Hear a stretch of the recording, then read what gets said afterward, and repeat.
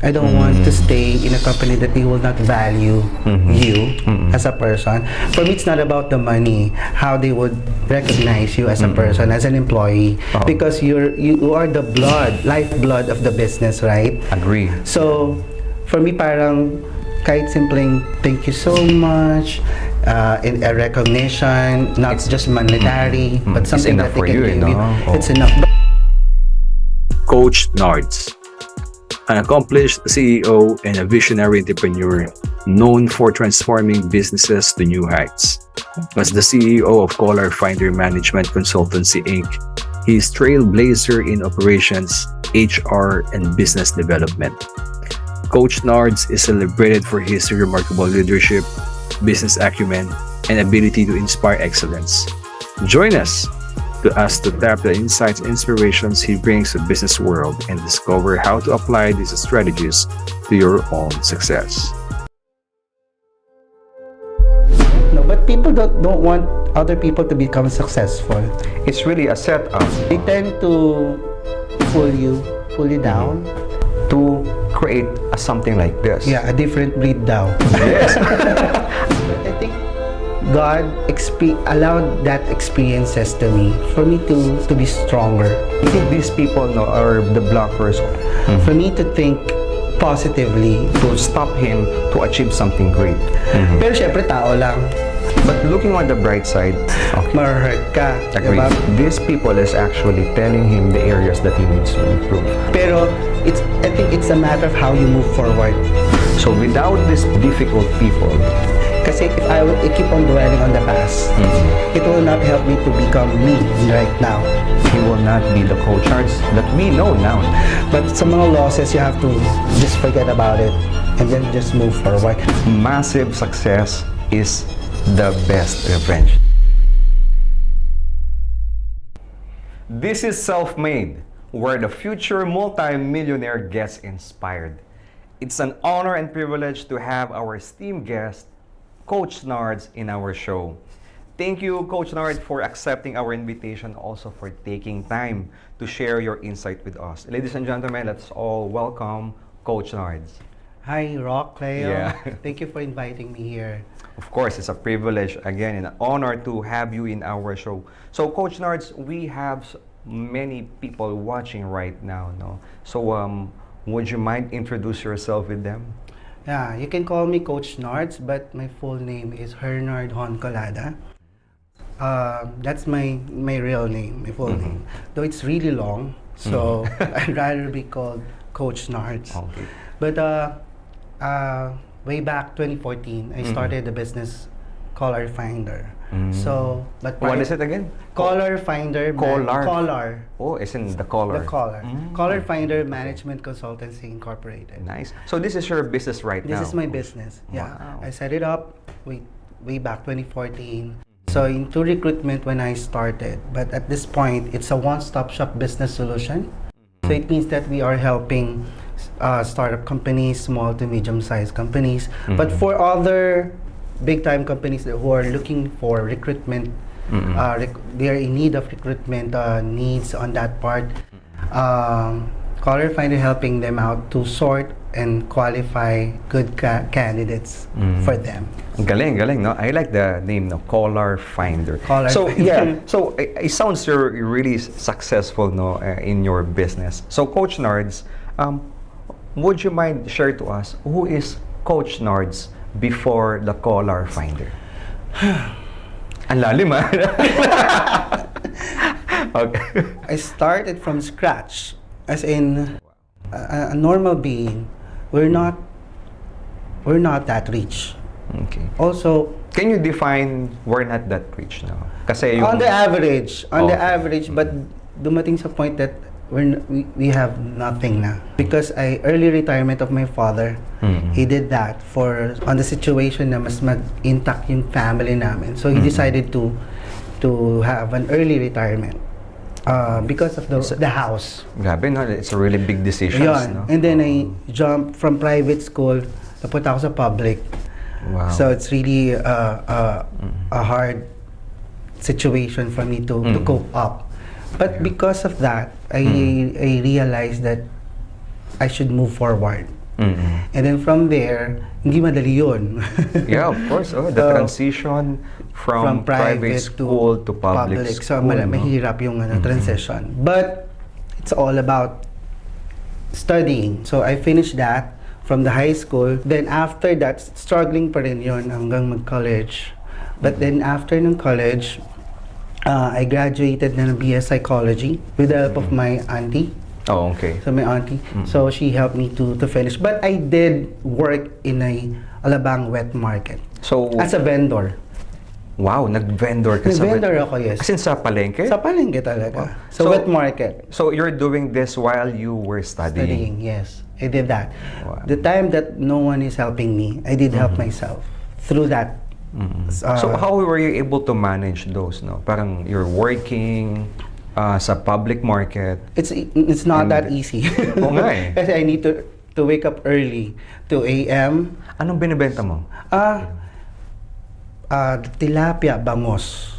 Goodness. So yon. So doon bagsakan ng mga isda. So from there, so lansa-lansa, di ba? Just actually, I'm going to say, no? Pero, That's very good thing fishy. it came from you. Oo. The smell is not good, but the money is there. So I just did that for a year, but after that moment, siguro I gained a lot of experiences na to be strong, to stand firm on how to, for me to finish my studies. But syempre may tulong na rin naman ng family yon. So it's not just myself. But ang pinaka shift na niya is when I started working na after my schooling in a university. So nagbi-build ako ng career ko eh. So I really want to finish psychology. Then when I finished the BS Psychology, I really want to be aligned with my course. And it just so happened when I graduated, I got my first job under a hotel. So I don't want to say the name, but Okay lang. if they want to go to my LinkedIn, then Yeah. Yeah, please follow his link. follow my LinkedIn account. So that's my first job, HR associate, doing timekeeping, interviewing candidates. So, you really start from the lower rank. from the lower rank, no? Sa Okay. HR field. But after that, syempre masyadong mahaba yung kwento ko. But more Okay on nag-establish ako ng career in the HR, employee relations to recruitment. So with the recruitment, na-enhance yung talent ko doing interviews, sorting candidates, psychological exam that I need to interpret. But the biggest breakthrough that I got was with, I would say the name of this company kasi I really love this company. Go ahead. It's CMG Ward Howell. It's a Oh, total wow. break for me. It's an executive search firm, though it's my competitor na. but I love that company because they honed me. Yeah. That's where you develop who Yeah. is Coach Nards right now. I think yung blend nung experiences from the start up to the point that I work with them. So So, you stayed for this company for 2 years, for and 2 they years. got me back to 2013. So when they asked me to go back, no hesitation, I went back. But I'm doing consultancy already. Ah, okay. So the consultancy part, while working, there are companies trying to get my services into recruitment. One client in Sukat, it's a BPO, but it's a multinational company based also in Australia. So that's the time that they got the first big paycheck. Oh, nice. So I think yun yung time na I'm still thinking, what's next, Nards? Going to 2014. So I want to have a different vibe, thinking, not just being an employee that time, kasi I've been through a lot of bosses. So when we say bosses, different culture, different attitudes. But that time, sabi ko, it's really time for me to move forward, to have a big bang by 2014. Okay. When did you feel I need to jump out of corporate? 2013 na. 2013. But 2013, I'm training an individuals na. Ito yung sinabi mo na you're consulting while you're working. Yes, oo. So, before you move forward, sorry, I follow-up question from that. How was your relationship with the company? Usually kasi, no, when you're working in a company, ayaw nilang may sideline ka, no? Or ayaw nilang nagmo-moonlight ka. So, how do you deal with that kind of relationship to your office? No, that company kasi knows that I'm doing consulting na. So it's not really a A big hidden deal, no? a Oo. hidden thing that I should expose because they've known it already. I like that company kasi So kaya that sabi, company, love ko sila. oo. That's Oo. why I love them so much. Pero I really want to stay eh. As in, Oo. kala ko nga doon na ako mag-stay So for why? long. Why did you jump? Because of the bosses. but I will not say the Okay. name of the bosses. But I think I don't like credit grabbers. I don't want to stay in a company that they will not value you as a person. For me, it's not about the money, how they would recognize you as a person, as an employee. Oo. Because you are the lifeblood of the business, right? Agree. So, for me, parang kahit simpleng thank you so much, in a recognition, not just monetary, but It's something enough that they for can you, give no? you. It's Oo. enough. Pero it's a different thing kapag may there are politics, right? Yes. So we cannot, that's inevitable. Oo. But as a person, you can be able to adapt naman and try to shy away kapag there are politics and not to be a part of it. Oo. So that's what I did. So you mean to say you're getting pressured to that office, in a workplace setup. That's why you decided to run your own business. Oh, kasi ang dami na rin kasing parang it's really a calling na for me. A call Yeah. for me to set up my business because when I joined Ward Howell Oo. 2013, prior to that, someone from my previous company pirated me to work Oo. with them to set up a business here in the Philippines, a startup company based in Thailand. Okay. That's why I gained that exposure to set up my own business. Like the virtual thing, hindi na siya bago when 2020 came, yung pandemic, right? So, na-set up ko siya from scratch. So, yun lang, within the 2 years contract, if I'll stay in that company, I can get my shares na. Before that happened, they kicked me. That's Wow. the worst, yeah, that's the worst. They kicked me. Grabe, no? So, So how were you sabi able ko- to handle that? No, that's the third scenario that happened the worst. 'Cause the first thing when I work in hotel, politics yun, may away yung isang HR head ko with the Oo. general manager. So, with my 1 year and a half working with them, nagkaroon ng call for me to leave. On the spot yun Oo. That's on the spot. On the spot. I don't know what's going on because that's my first job. But I think God allowed that experiences to me for me to be stronger, for me to think positively despite of the negativity that's happening around me.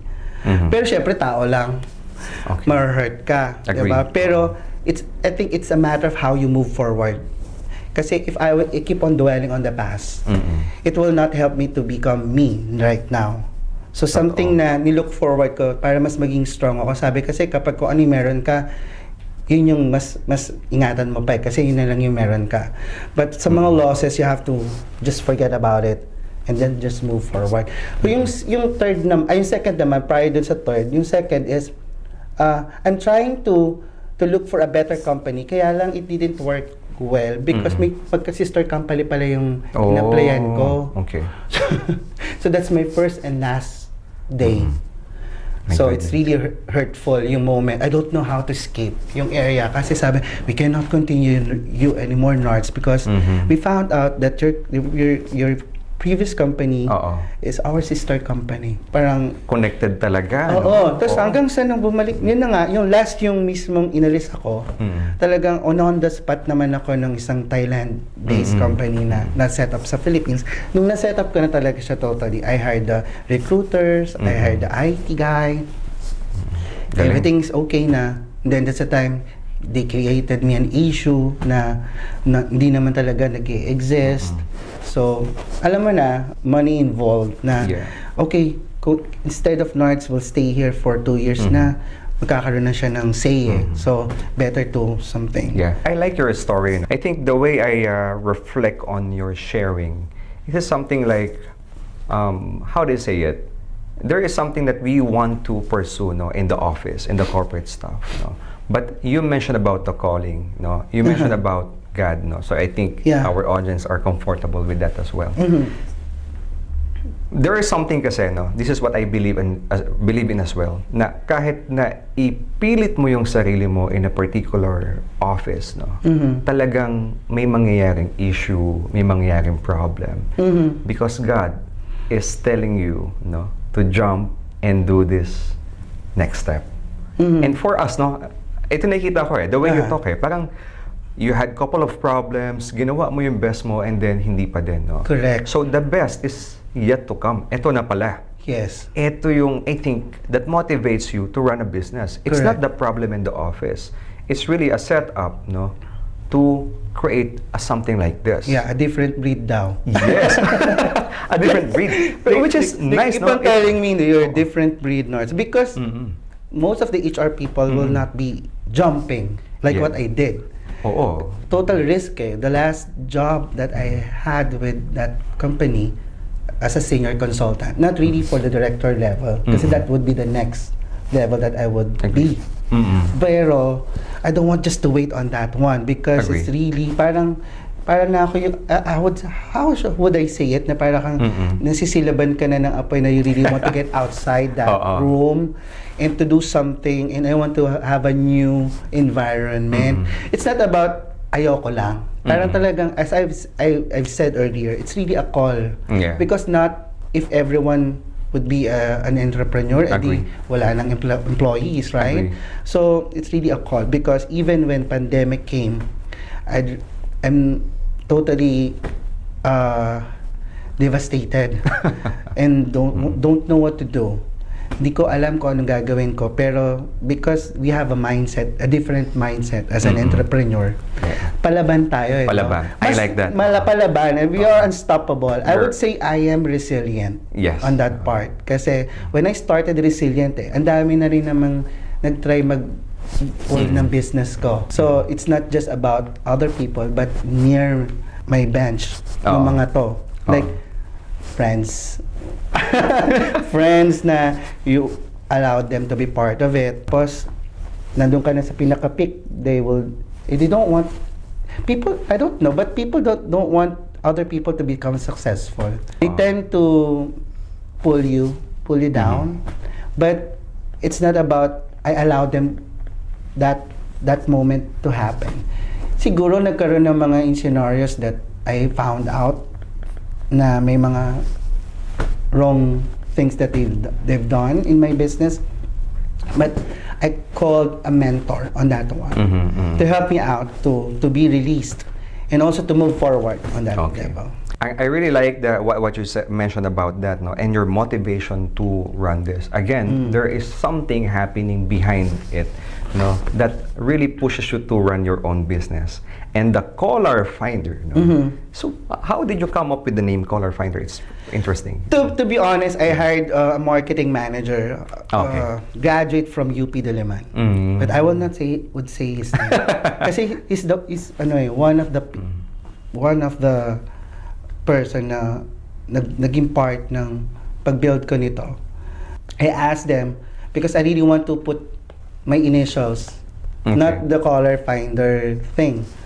But I asked my team, kasi I tend always to ask, even if I am the owner, it's not about my idea na much better na i-work out, no? So sabi ko, come up with the names. Okay. Then, sige, subukan natin kung ano yung mas maganda. But, my friend, my previous friend, niregister niya yon sa may DTI kasi it's a sole proprietor way back 2014, not yet a corporation. It's under my name pa. Sabi niya, sir, I'm working pa dun sa current that's word hawak. Sabi, Nards, kapag hindi mo pinayagan to, ang sa dadami ng pangalan na binigay mo sa amin, caller finder lang ang pumasa. Caller finder. Sabi ko, bakit? Sige. Ayaw pa. Ayaw pa noon. Sabi niya, mauubos ng oras mo. You have to decide. Sabi ko, sige na nga. But I think everything happens for a reason. Agree. And that's the best name talaga. Because people like you, even I got Toyota Motors, Toyota Manufacturing in Santa Rosa. That's one reason why they got me sabi nila, I like the name, Caller Finder. And then parang... The recall is there. The no? recall and even the logo. That's Okay. what they said. Interesting. So can you name one case study that you were able to help or transform this company, no, with your business? Most of my clients telling me I gave them good candidates. There are a lot of executive search firms like me, but I would not say that I'm just an executive search firm because I transform a different business. It's Yeah. not just a copy paste. How you do it? Sa- no? sa- What's your process because, here? Yeah. The moment when 2000, I said it earlier, 2008 to 2009, there's a problem with the economy way back then. So I found out na parang it's not just about being a recruiter, an IT recruiter when I build up my career at CMG Ward ako. Sabi ko, if this happen, it will happen soon. Mangyayari ulit. So, I want to have a different approach. Okay. Not just a copy paste. That's why management consultancy, not manpower. I can come up with other services, not just recruitment. But that's the main business of Caller Finder, the recruitment thing. I got one Japanese client nag-start sa Philippines. So now they're doing well because I started their HR policies, the handbook. I hired them good salespeople. So that's all started. And there are also companies like, I would say, a well-known, should I say, okay, Manny Pangilinan na company. One of the companies. of the mining. So I placed a good vice president there. So that's a big break as well. Baka That's kilala ko to, just kidding.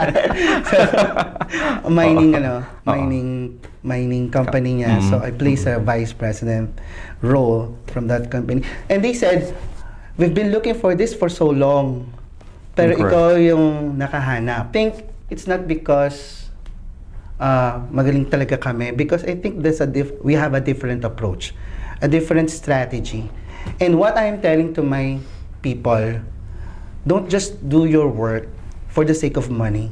Do it with passion, with heart.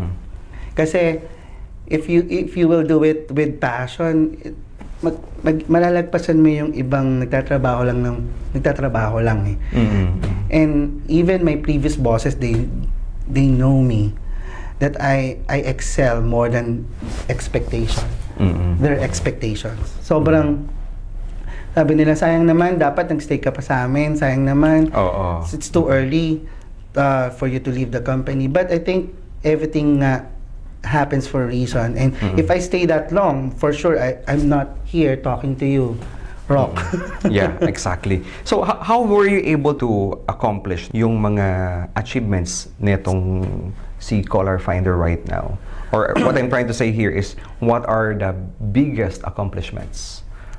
I would say setting this business is that's one accomplishment. That's one. And did you dream about this business? No. I never dreamed this one. To be honest, if you will ask me, sa dami kong pinagdaanan, parang mas gusto ko maging empleyado. Kasi sa dami nating pinagdadaanan, hindi alam ng mga employees yan. They just know that you're in a crowd na... Why did you say mas gusto maging empleyado? Kung iisipin ko yung maging ano lang ako relax lang ako pero hindi ganun ang gusto ko. That's why even if I have experienced a lot of challenges, bakit ako lumalaban? Because this is what I really want. Okay. So I said that earlier because kung hindi ko gusto mahirapan. And then, sabi nga ng Steve Jobs, I think, he said it, if you want to be liked by other people, then sell ice cream.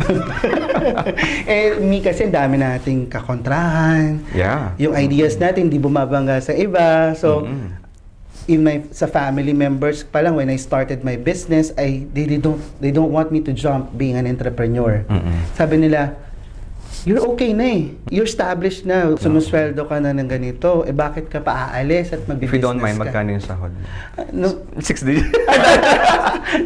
Nung last ko siguro, I would say, bago ako nag 7 digits. Wait. No. bago ako nag-business, the last salary that I got is 40,000 lang. Pero No way. diba, we need more than that. If we are helping our family, yourself, building your career, syempre. And way back then, I'm 30 years old na. Feeling ko pa nga, matanda na ako. But people thinking, uy, you're still young ha, bata pa So, nga daw. wait lang. You started business at 30 years old? 32. Yeah. Oo nga, no? So, ang tingin mo sa Sa sarili tingin ko mo... pa, bata pa ba ako noon? Parang time ko noon, I'm old na eh. Well, in Lagpas na sa our college stage right now, yeah, that's young. But going back at that time, you feel like you're ready, no? Oo, okay. Galing, galing. So, what are you most proud of? My passion of what I am doing. Also, helping people. Doon ako proud because it's not just about money. If they will go back to you, they will go back to me and say, Nards, thank you ha. You helped me a lot. I even do the coaching. That's why I'm Coach Nards. Because candidates will not ask for something na not the typical HR thing that they keep on throwing questions and interrogate. Parang interrogation. But I don't do that. I have a different approach. I want you to talk to me as a friend so that I would know kung ano talaga yung personality mo. Because if I would be an HR na stiff, I will not get the real Roq Cleo if I interview you. Like this one. You're talking to me in a very nice manner as a friend, parang ganun. So I feel comfortable. So something like that in my way of interview. Hanggang sasabihin nila, thank you for coaching me. Thank you for guiding me until they got the position. So it's really an accomplishment for me. And then really the passion. Sabi ko, kahit nakapikit siguro, I would say, I will coach you, even if you will not ask. Yeah, because it's innate. You came from fish vendor, no, to an executive, and now you run your own business. So you really understand what's happening to that person. Kaya yung empathy mo, it's really innate. To really help them to rise, no, to next level. Kasi alam mo, it will help, no, that's not just the person, but also the entire family. Yeah. And then if you are sharing that kind of attitude to your clients, they would recommend you No? Even when I got also when I got the client, sino to? A well-known I'm not sure kasi baka meron kaming confidentiality clause Okay lang, itago mo na lang sa pangalan. Si Dr. B. Si Dr. B. Si Dr. B na kilala, diba? So, ni-refer ako because when the HR resigned doon kay Sir Manny, she went to that company. Sabi nila, okay, caller finder tayo kumuha. Magaling si caller finder. That's from their mouth. Ang galing, no? So, I like the caller finder. It's the recall. It's easy to remember, but hard to forget, no? Something like that. So you sound so really busy, no, Coach Nards. How are you able to balance your work and also your personal life? That's a good question. Kasi when I started caller finder, very workaholic because I want to prove something for myself. Because even my father didn't believe that I can do this. Talaga? Hanggang nakuha ko na yung kanyang respect.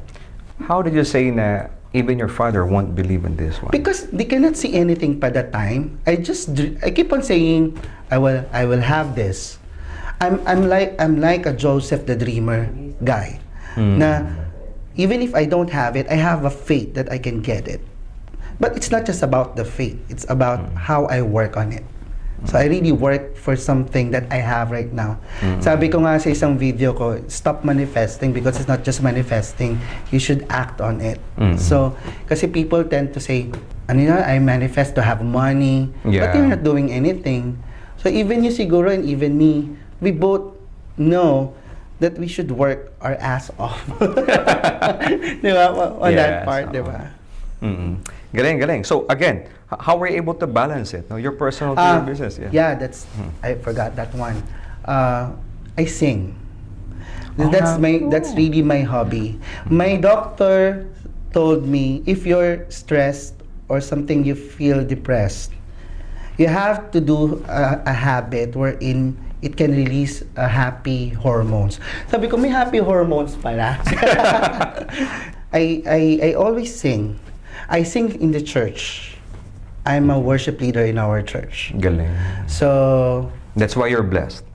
amen on that part. Yeah. So I sing in the church. I give back to the Lord for His goodness.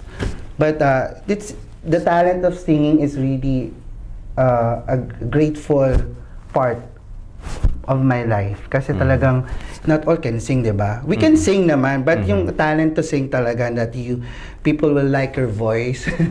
So something like that. So I tend to sing with my friends, videoke. Tapos I'm a wedding singer as well. So if I have time, I'll do it. But I make sure every Saturday and Sunday I went to the church. And Sunday is really a big event for me because I think if you went to a born again church, it's ano yun eh, parang kala mo lagi may concert. Agree. So something like that. So ganun yung environment doon. I will forget myself. Kasi it's not really Coach Nards anymore.